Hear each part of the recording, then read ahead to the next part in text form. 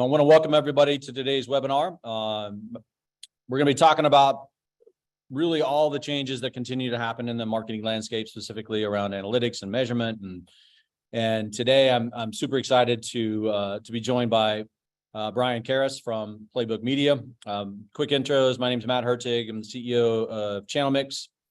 If you're not familiar with Channel Mix and joining us for the first time, Channel Mix is a full stack end-to-end unified analytics platform. I'll be going over that at a high level today a little bit, but really today's really going to be a sharing from Brian over at Playbook Media. And before I get too far, Brian, you want to tell us a little about yourself? Tell us a little bit about Playbook Media. Absolutely. Thanks, Matt, for having me. Super excited to be here. Playbook Media is a performance marketing agency that has been around for about 5 years. I was at Meta before starting it, where I helped to start what's now the Disruptors Group. We help to a number of different types of companies and e-commerce, lead generation, and SaaS businesses with performance marketing across digital channels. That includes, everything from Meta and Google to connected TV. And we're super excited to be partnering with you in terms of bringing best-in-class analytics to our clients and helping them to figure out where to allocate their spend for the best marginal returns. And so thanks for having me, Matt. Excited to talk to you today. No, we're super excited to have you. I'm gonna go over quickly kind of the topics we're gonna plow through today. I'm gonna set it up a little bit with really talking about the media landscape. I'll give you a quick overview of Channel Mix in terms of really the approach that we've taken. But I want to spend the majority of today really talking about your approach that you've used at Playbook Media, Brian, and we'll actually talk about a case study and kind of the most recent results that you've had with that particular client. And then we'll give you some takeaways, but obviously we're here to answer any questions that anybody has. So as we go through it, the conversation today, you can drop your questions in the Q&A, or you can throw them in the chat, either one. We'll find them, I promise. And look forward to really using this as an informative session today about how do we really embrace what's coming at us today with all the changes that are happening in the marketing and the analytics space as it relates to privacy, and how do I drive results for clients? And so with that, I'm gonna dive in real quick, Brian. Feel free to, like we talked about, chime in anywhere you want. I'll do the same, and Sure. we'll make it conversational as we go. But the first thing, I spend a lot of time educating really multiple audiences and conferences in different ways. But I think the biggest challenge as it relates to analytics is we've used this idea that I can draw this straight line, right, from start to finish. Like, oh, I want to be able to understand that somebody saw a TV commercial, that maybe clicked on an ad or saw an ad, or, clicked on a paid search ad or saw a paid search ad, whatever the case may be, to try and understand and attribute value ultimately to these channels that somebody may have experienced along their customer journey. Brian, being over at Meta, I'm sure you guys had many of these conversations about attribution and trying to understand how paid social, in that case, Facebook ads or Instagram, how it's driving value, right? I mean, ultimately, that's what we're trying to do. Yeah, no, it's a great point. And, you have all these guys coming in with clean rooms and bringing in impression tags, click tags, and tons of data to try to tell this story and figure out attribution.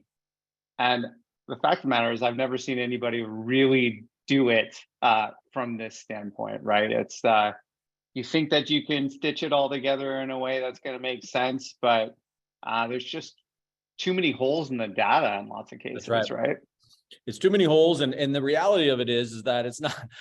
I mean, that nice clean chart that I was just showing you is really why I say oftentimes direct mail ruined marketing analytics, because in the 80s when it was cool, and we were talking about the 80s before we started here today, because that's my prime, baby. The idea of direct mail was I could send out 1,000 pieces of direct mail and I get 10 back. Cool. I got a 1% response rate. So direct mail works. With the onset of digital, that's really not how we can measure marketing anymore. And although we still have tried to use attribution in multiple ways, whether it be through a third-party cookie media conversion or a first-party cookie website conversion, privacy continues to really put pressure on that entire process. And in fact, if you think about it, Google's on track to shut down really third-party cookie tracking in Chrome, which owns about 65-70% of the web browser space. Multiple states have privacy enacted. The 11th state, Oregon, is getting ready to come online right now. 5 states already have it enacted, but there's multiple states coming online really to follow what happened over in the EU with GDPR. And then the IAB's recent state of data reports that 60% of tracking data is already gone. So this idea of being able to track based on clicks and media conversions, that is already being blocked in Safari and Firefox. In fact, what's not on here is iOS 17 actually is going to continue to destroy our ability to track a lot of the link tracking that we've been really heavily dependent on from an attribution perspective. So there's a ton of challenges that are already facing us as it relates to how we've tried to use attribution to measure. Now, what I will tell you is that attribution is still a very viable tactic for optimization. And Brian's going to break that down for us here in a little bit as he talks about his approach and what they've been able to achieve at Playbook. But from a measurement and planning perspective, we really have to start looking into the future and get beyond cookies into what I call AI-powered analytics. And with AI, right? So AI is a very common, popular term. ChatGPT really disrupted that dialogue with generative AI, and generative AI is really around content or creative. But then you have the third leg of AI, which is what we call performance analytics. Now, the difference between AI-powered analytics and what we call AI-powered generative content or creative is it's really difficult to crowdsource analytics, right? So if you think about the ecosystem of ChatGPT, for example, it's really using the entire internet to learn and to create generative content. Analytics is still specific to an organization. And so Brian will talk about that today as he talks about his clients and really their crawl, walk, run approach, which is fantastic. But the point here is that we have to lean into a different way to measure and plan and forecast media into the future. And that's all going to be powered by AI. The last thing that I'll do a quick flyover of channel mix, and then I'm going to shut up and let Brian really take control of the webinar today, because we're really here to hear him. But with channel mix, we really think about it in five steps, right? So the platform, number one, we have to get all this data and we have to line it up. And Brian's going to talk about this in their approach. But the reality of it is this straight line of being able to look at a click-through path at an individual, we have to stop thinking that way. And what I mean by that is we have to go get all of our media data. And if you're a lead gen marketer, we have to get your lead gen data and your CRM data. Or if you're e-com or your retail or transaction, whatever the case may be, we need to bring all of that data together and line it up so I can see it all. That's step one. Good, clean data, single source of truth, absolutely paramount in everything that we do. And the way we do it is we just line it up in a pipeline so I can see it all. I have generative KPIs that automatically happen. But when I do that, I can start to unlock things like planning and forecasting, right? So as I can run multiple scenarios to plan into the future, whatever I want to achieve, if I need more website leads, or I need more qualified leads, or I need more transactions, or I need more traffic to my website, whatever it is that I need, our process allows you to line up all that data and then begin to plan, but then ultimately predict. So whatever you want to achieve, again, whether it's website sessions or leads or transactions, revenue, customers, whatever you're trying to target, our platform automatically lines all of that data up and then allows you to predict into the future and gives you multiple scenarios to choose from that you can then allocate your budget. So in this case, right, if I'm trying to achieve more qualified leads in this case, right? So in order to achieve more qualified leads, awesome. I can do that at a lower cost and achieve more leads. And I can basically get a media mix on the fly that tells me how to spend those dollars.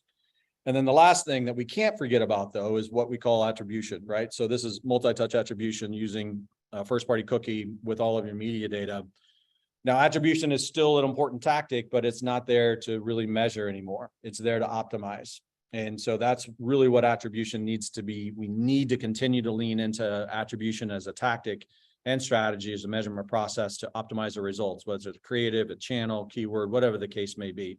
And then it just becomes a loop. And so we've constructed channel mix to really close that entire process in one unified stack.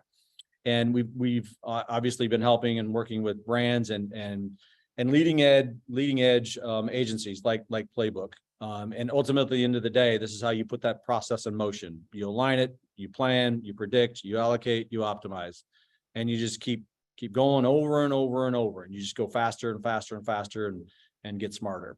So that's a quick flyover of channel mix. Now, that's how the product works. That's what it's designed to do. So let's get to the real world, not just the CEO talking about his product. Brian, let's hear how you at Playbook Media really attack the process for all of your clients, frankly. Yeah, sure. And thanks, Matt. It's so funny. I love watching you do the overview of the platform because we've been using it so much over the past 9 months or so with our clients, and we've seen such great results from all the great work that your team has put in, and just being able to put in those predictions and understand downstream impacts on conversion events that you may not even be seeing in real time is so helpful for us to allocate our budgets properly for our clients. So it's always nice to watch you walk through it. So let's we can jump into the crawl section here. So really, the first thing with all of our clients is thinking about how to get the clean data in. And that's kind of what Matt was talking about how do you get the data into a channel mix? How do you start looking at your data in your early stages as a business? Some businesses may not even have enough data to where it makes sense for them to run a media mix model just because they're running a single channel and they just need to get an understanding of cause and effect of their marketing, right? And so the first thing that we suggest doing is just integrating your data into Google Analytics. And now that's GA4, right? And so everybody's been going through this over the last several months as Google has moved over to GA4. But if you follow the best practices in terms of implementing GA4 into your marketing, you're gonna have a head start, right? Make sure that you have really clean UTM parameters, really clean naming conventions within your campaigns in Google and Meta, that you're, have all your conversion events set up and really can see all of this data in real time. And in the early days, right, when you're just running Meta or you're just running Google, you can see cause and effect pretty clearly. You can understand if I spend, am I seeing more conversions? And that's all you really need. But then in the next stage, whenever you're trying to get to walk, it starts to get a little bit more complicated, right? When you start running a multi-channel environment in terms of how you're looking at analytics, and it starts to get very muddy because you don't really know which channel is driving the incremental impact on your advertising. Even when you get into just running Google and Facebook, Google ads might drive people searching for your product, and then Facebook will see folks from the pixel, and it will start allocating more spend and impressions to them. And if they purchase, well, now you have a click from Google and you have a purchase in that platform, and you have a view from Facebook and you have a purchase in that platform. So which one really drove it, right? And so the first thing that we do is we help our clients to pipe all of this data into a single dashboard. And we use, Looker Data Studio, and we start piping all the data in so we can see, okay, what conversions were coming from in-platform on Google, what conversions were coming in-platform on Facebook, what's my source of truth, right? It might be GA4, it might be, an internal Tableau system. It could be a lot of different things in terms of what am I actually measuring? And you got to get all of those things in one place. And once you have that, sorry, go ahead, Matt. No, go ahead, buddy. I'll wait. I'll let you finish your train of thought. Then I had a couple of things I wanted to bounce off you. Yeah, sure. So once you have that in one place, you can start really getting an idea of cause and effect by looking at, okay, am I seeing my source of truth conversions go up with these changes in spend? And that can start give you a general idea of attribution. And sure, you can mess around with GA4's attribution settings and this and that. We don't find them to be all that helpful, but really start looking at cause and effect. And then the next step is starting to calibrate that attribution. And that's where we start using lift studies. And lift studies, for those who aren't familiar, is really, running a holdout test and then, applying impressions to a treatment group versus a holdout and looking at the total number of conversions on either side. And one of the things that's really interesting when you run a lift test or match market test is you can start to understand, okay, do I really need attribution here? Do I need the channel even to tell me that there were conversions, or am I seeing a lift? So in this case study we have from Ohm Connect, we ran within Facebook, we actually just switched a bunch of our media into reach. And it says that it's completely inefficient because you're buying the reach and that actually doesn't show a last click conversion from those campaigns. But by doing that, more people ended up in the down funnel campaigns, and we saw a much bigger lift, a 20% lower cost per conversion by allocating spend in the upper funnel. Yeah, that's awesome. Go ahead, Matt. I want to make sure we address your thoughts. No. So what I love about this, right? We start with, where's our data? Right. I mean, the crawling mechanism is like I imagine you kind of show up. I always use dumb analogies, right? And so the analogy I often use is like, your data is like Legos laying all over the floor.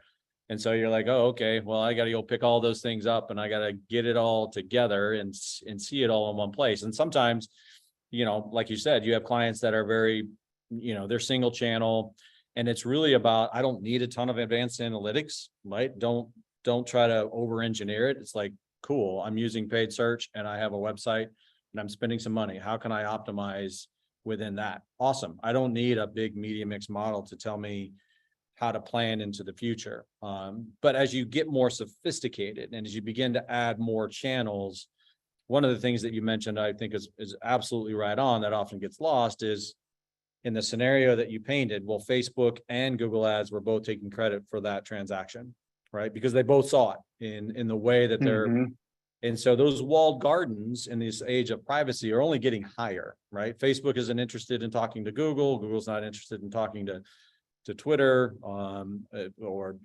any other display, Trade Desk, whatever the case may be.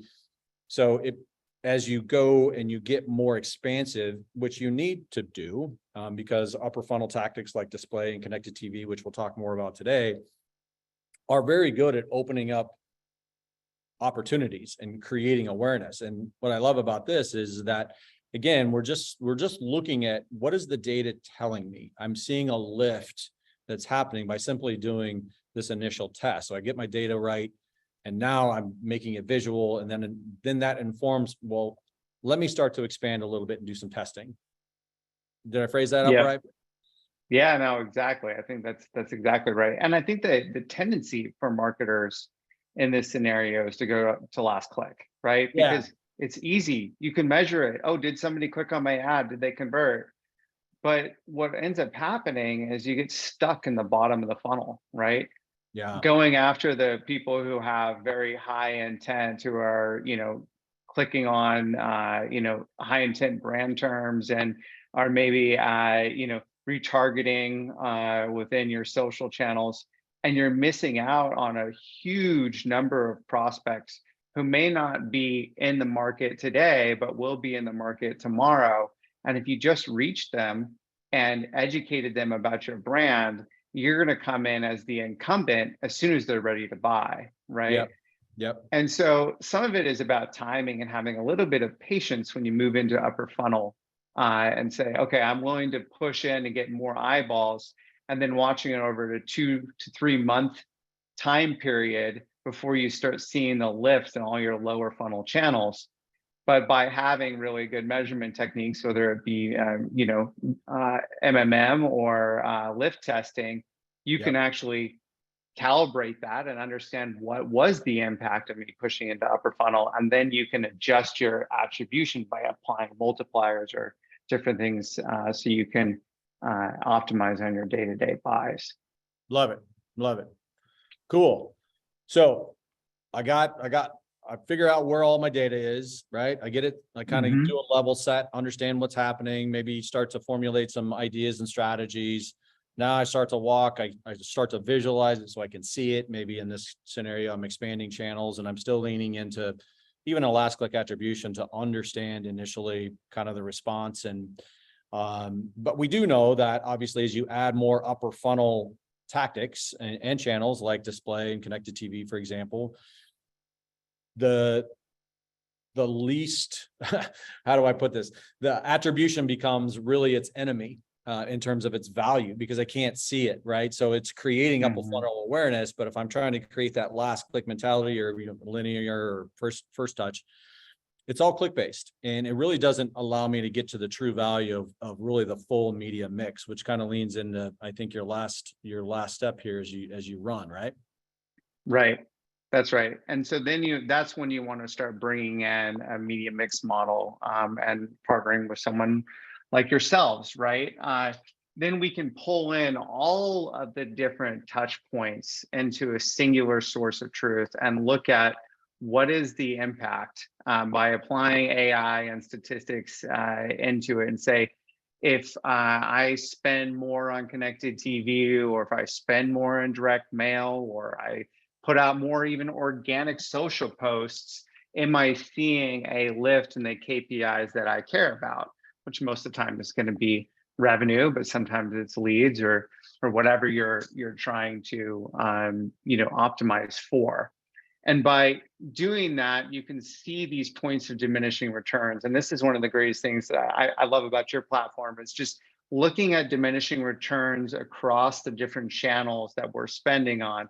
And in this example on the right, you can see TikTok ads, have this really high diminishing point of returns for this particular client. And that helped us to realize, okay, we should actually be spending more in, Meta, even though TikTok showed from their pixel that you had a really great cost per conversion. And even last click data showed that had a good cost per conversion. But it's because they had a lot of reach within our target audience, and we were hitting people that were ready to convert anyway. And so the important piece in there is knowing that just because the attribution data said it was good, actually, we're seeing huge points of diminishing returns, and that we should be shifting into places where we were reaching net new customers and educating them about our product. Man, and I think that's been the hardest. I would say the biggest blind spot for marketers, right? Is we can't, without a media mix modeling approach, we're so reliant on what the last click or what the click based attribution is telling me, whether it's coming from a first party or a third party cookie. Again, because it's all this idea of I need to construct this line, and we know that today, not only because of privacy, but the complexity of having multiple channels running in a campaign, our ability to really understand value diminishes significantly. And so, it's great that you have this example, because understanding the lift and really the diminishing return on ad spend, right? If I had another dollar, where would I spend it? Where do I get my greatest lift? And I love that example about, well, yeah, I'm reaching new people. I'm reaching new audiences that, they're higher up in the funnel. And so I need to adjust more spend because that's how I actually drive more volume in and through my pipeline. Yeah.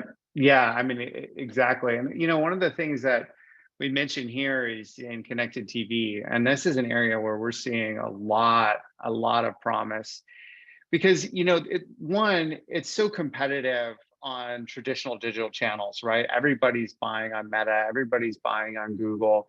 And so then there's this whole new, programmatic and connected TV is this whole new landscape where you can reach consumers that you may not be reaching Right. within the highly saturated digital channels, because some of it is partially because they're not auction based, which is actually can be very useful, because some of those very high cost consumers that you might be trying to get to on a Meta or a Google, the auction is maybe just pricing you out, right? So if you get into CTV and programmatic, you can pay more of a flat CPM for these folks, and you can get into net new audiences and get incremental reach that you're not getting today within your digital platforms. So one of the places that we're helping our clients with is, once they've reached points of saturation within their existing digital channels, we look at it and say, hey, we need to be investing in new channels here so we can increase that incremental reach and educate consumers who haven't even heard about you. And when you look at the overlap studies between the channels, there's actually a huge number of people that you can't get to on Meta who are watching CTV. So it's a really, really interesting, exciting new channel for people Yeah, to be that's plugging phenomenal. into. And so when you talk about cutting waste, right? So what I, I've heard it kind of in a couple of contexts, right? One is, cool, I can just save money and get the same result. Sure, that's definitely one avenue that a media mix model could make in its recommendation, or I could, for the same cost, maybe generate a higher level of result. The third leg of that, though, is what I found is, if the model, when it does identify opportunities to reduce waste, that actually becomes dollars you can reinvest to what you're talking about right here, to test, to try out new channels, right? Because any media mix model is basically learning from history, and it's machine learning. It's getting smarter and smarter and smarter, but it's not always about just cutting budget. It's, how do I reduce waste to get smarter? And in this case, like you're calling out, reinvesting in things like CTV. Yeah. Well, it's funny is I have 2 points on this, and 2 types of waste that we come across. One is wasted spend within a channel because people are just optimizing it improperly, right? Which is Yep. maybe a little outside of this conversation, but we do run into it all the time. People just spending on a channel where they're not leaning into the best practices, right? They're not using things like conversion APIs. They're not bidding to the right outcomes. They're overly targeting on Meta, and they're just doing things that we wouldn't suggest. And that can make a channel saturate a lot faster than it would otherwise. And so when we come in and optimize a channel, we may actually be able to increase spend. We first cut spend, and then we get it to a place where it's optimized, and we can increase spend, right? That's But right. it's still going to hit a point of diminishing returns at some point, right? And so we actually ran into this recently with a client. We're looking at brand spend with them on Google, and the brand spend looked really good from a last click perspective, which it always does. Always But does. everybody sort of agreed, well, we don't really think this is that incremental. And so we said, look, we want to cut your spend here, and we want to push it into several other tests across different channels, because we think we're going to get better incrementality from that. And our client said, this is great. I was thinking I was going to just have to cut spend and then tell my my execs that we're just going to reduce our total budget, but you've given us a really good path to reallocate this spend to places where we think we're going to get incremental returns. Incremental returns, reaching new audiences that you maybe haven't been reaching. Yeah, that's fantastic, man. I love it. Yeah. All right, cool. Yeah. Well, let's talk about, we got a little bit of time here. Let's talk about, just kind of a case study, right? So just kind of bring some real tangibility to the conversation and in your approach that you've been sharing. Yeah, absolutely. So this is hot off the shelves. So we're still getting 100% approval on it. So it is not branded as of now, but we're working with a higher education company who is the #1 in their niche, spending a significant amount of money across 5 different channels. And we came in at the beginning of this year and audited their spend, and found immediately that there was a bunch of waste, right? And a lot of it was stuff that we could see just from optimization tactics, right? And so you can see kind of we came in January and we're able to look at, okay, what was happening here, and cut a bunch of the spend going into February, and then started to reallocate that spend into places where we thought we could get that incremental return. And partnering with you guys, we were able to figure out that a couple of the areas we were seeing very low incrementality and diminishing returns, and specifically within the way that Google had been set up and within TikTok. And from the optimizations that we made within Google, we were able to improve that incrementality and really show that that channel had a lot more to give. It just needed to, kind of cut from the keywords that were very expensive and reallocate into further up funnel keywords that maybe didn't look as sexy on paper, but actually did lean people into the buyer's journey just at an earlier stage. And then that led to much better leads in that channel. And then within TikTok, we were able to cut back there and found that we could reallocate that into Meta Facebook, and have seen a big increase from those efforts. Yeah, so that's really ahead. that crawl, walk, run approach you're talking about, right? Exactly. Yeah. I mean, whenever we got in, they were doing everything on last click. Their data was a bit of a mess. They didn't have GA4 set up. So we did a lot to clean the data up front, right? Make sure that we had really clean data. And that's why it took us a little while to get it fully integrated with you guys. But we were able to kind of get in and just use that general attribution data within channel to be able to make the initial optimizations. And then once we got up and going with you guys, we're really able to take it to the next level. So it's pretty exciting. So looks like you generated some decent results, man. Yeah, so we saw a 180% increase in lead volume. We're able to reduce the cost per lead by 15%.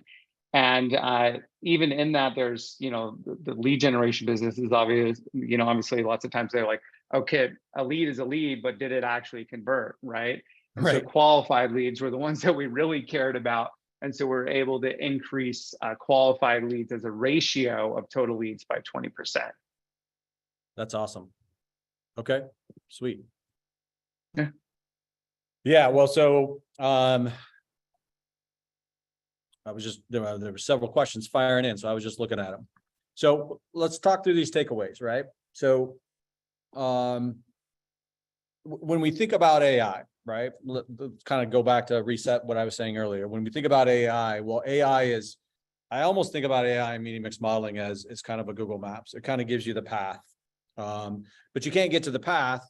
Like Google Maps doesn't work unless your data is organized, it's clean, it's structured, it's in a way that I can see it, that I can begin to visualize it and take some action. And once I have those two kind of blocks set, I can then unlock really the path and the navigation forward. And so that, again, attribution isn't dead from an optimization perspective, because you just demonstrated beautifully how you can really look at that as the stepping stone. Like, I still have to have it because I have to have some sort of insight to understand which channels are actually driving conversion, what's customer behavior. But as I plan into the future, right, how do I understand how all these channels work together? It's really where AI and really cookieless measurement comes into play. GA4, obviously GA4 has been a hot topic. I frankly still get phone calls today about, oh yeah, if we forgot to convert GA4, we probably need to do that. So hopefully if you're listening today, you're not one of those, but GA4, Brian, you guys have had a lot of experience with GA4. How's that going in your world? Well, I mean, just like any change from Google, it's a pain in the ass, but but it's powerful, right? I mean, at the end of the day, they're moving to what I think will be a better solution than what Google Analytics was before. But really for us, it's a catalyst, right? It's a catalyst for us getting clean data in and making sure that we can model it in a way that's actionable. We don't spend a ton of time in the GA4 interface. We pull that into our own, Looker Studio reports, and we run it side by side with our clients' first party data and other channel data. And then, it gives us the basis for, getting it into channel mix. And, if we didn't have that as the structure, then we wouldn't be able to do the things that we do. Cool. Well, keep going here. Some lift tests. I mean, I think you hit it right on the head in fact, when we were preparing for this, kind of that three-headed monster, three-legged stool, whatever analogy you want, right? So you have attribution, you have incrementality and testing, and then you have MMM. So yeah, and I think it's important to be able to think about all three of them, right? Attribution is how you optimize day to day, right?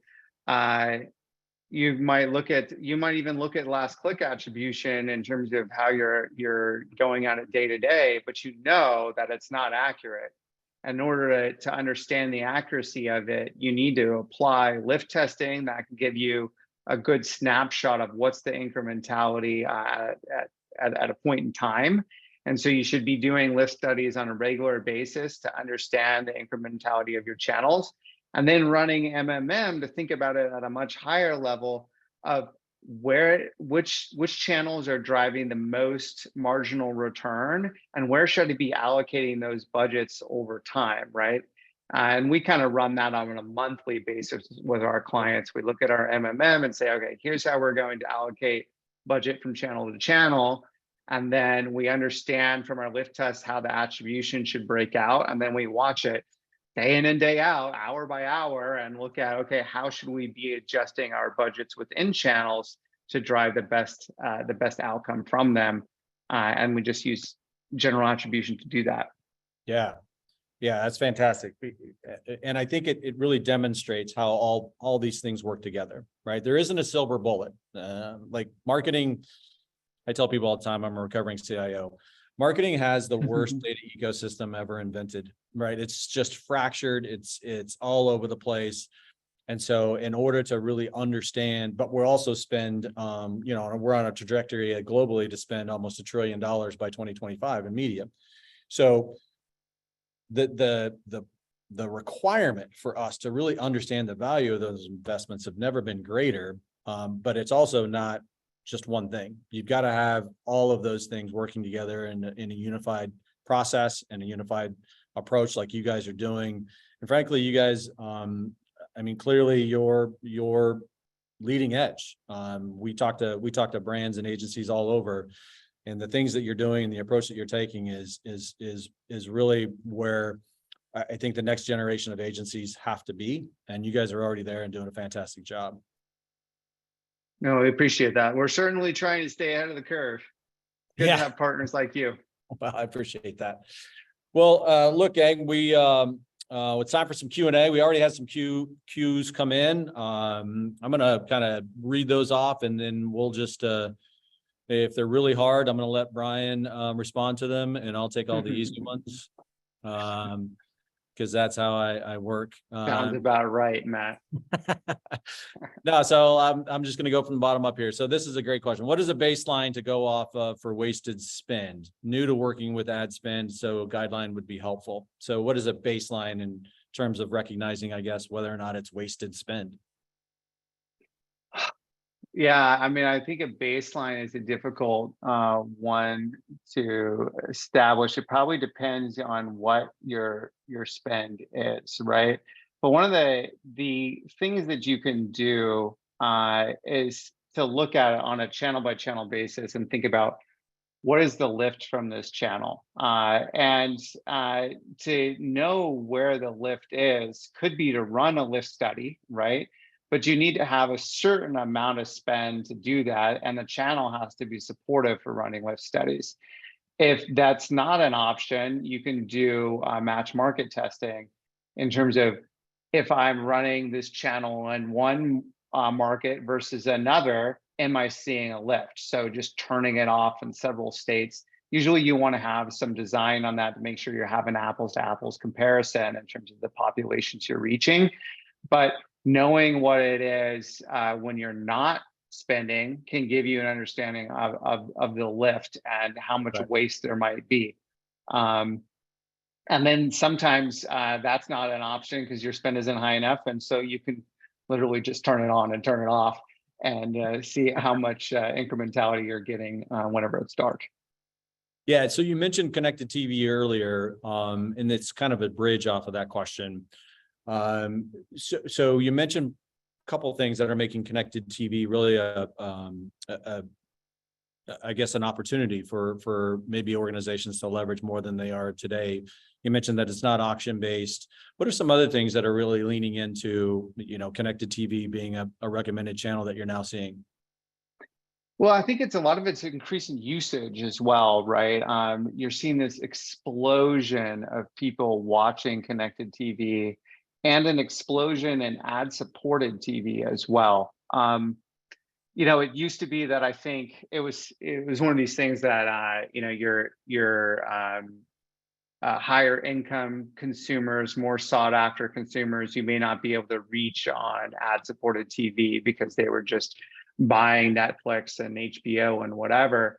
But what you're starting to see is a shift in consumer behavior because people don't want to pay, for every single one of those channels on a premium basis, right? And so they're becoming more and more open to ad supported TV. And the ad supported TV of today isn't like the ad supported TV of yesterday because you can actually get a high quality personalized ad in front of someone if you understand how to target it well. Yep. And so the experience is so much better than it was previously. And so I think, you're starting to see a huge increase in reach. You have much better targetability within it. And there's still, frankly, a lull in the number of advertisers who are adopting it. And so there's some greenfield opportunity for early adopters. And sort of surprising that still early adopters, but it is, right? There's a huge opportunity for brands to get in now. Yeah, that's awesome. That's great. This question comes from Natalie. Natalie's asking about ABM. I don't know how many of your clients are really using an ABM process, account-based marketing process, but her question is thoughts on how account-based advertising applies here, given that it's even less connected to an individual buyer than standard digital ads you're referencing. What thoughts do you have on visualizing that influence on an opportunity pipeline? Yeah, I'm going to be frank. We don't do a ton of ABM. And so I think this is probably outside my expertise to speak to it. So I'll take a run at it. I get this Sure. question quite a bit. And the thing about ABM, right, is the idea is it's a very small, narrow group of accounts. Let's say maybe it's 500 or 1,000 that I'm targeting. And so I have a very closed loop ecosystem, which is different than really the broader based, consumer based audience that you were talking about, Brian. So number one, you're already dealing with a constraint in terms of your population. But the second thing is, and where media mix modeling can help in this scenario is, even though it's individual accounts, what you can't see because of the limitations of attribution, and sometimes I get the question, well, Matt, did this piece of content actually make them buy my product? And the answer is, I have no idea. And you know what? People aren't going to know because we can't get to that level. But what I can know is how much content was consumed, how much website traffic happened, and between all of that aggregated behavior, what is the lift that's actually happening in things like leads, opportunities, and ultimately customers downstream in your CRM. And so media mix modeling as it relates to an ABM pipeline is still very, very important.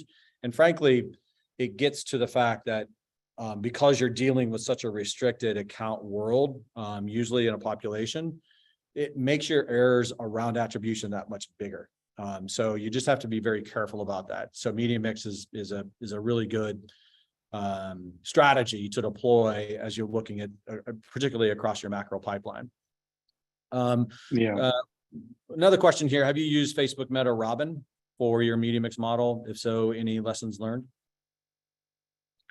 We have explored Robin fairly extensively and decided to partner with you guys over that because we did see some limitations within Robin, and it's a pretty heavy lift to implement Robin out of the box. You need to have really strong analytics and data scientists on your side.